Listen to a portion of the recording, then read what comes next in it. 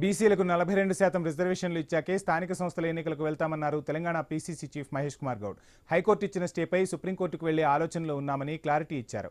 BC రిజర్వేషన్ల విషయంలో రాజీపడే ప్రసక్తే లేదన్నారు. కామారెడ్డిలో బీసీ సభ తప్పకుండా ఉంటుందన్నారు.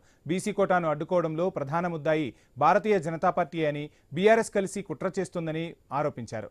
3 బిల్లులు, ఒక ఆర్డినెన్స్ గవర్నర్ దగ్గర పెండింగ్లో ఉన్నాయని మహేష్ కుమార్ గౌడ్ గుర్తు చేశారు. శాతం రిజర్వేషన్ ఇవ్వాల్సిందే అనేటువంటి విషయంలో కట్టుబడి ఉన్నాం. ఇలా కోర్టులో ఇంటర్వ్యూ స్టే ఇచ్చినప్పటికి కూడా ముఖ్యమంత్రి గారు మేమంతా కూడా వీలైన త్వరగా సుప్రీంకోర్టుకి వెళ్ళి హైకోర్టు ఇచ్చిన స్టే మీద అప్పీల్ చేయాలంటే ఒక నిర్ణయంతో ఉన్నాం. బీసీలకి 42% రిజర్వేషన్ విషయంలో ఎక్కడ రాజీ ఉండదు. 42% రిజర్వేషన్ విషయంలో బీజేపీ పార్టీ ఆపణలో అసలైన ముద్దాయి.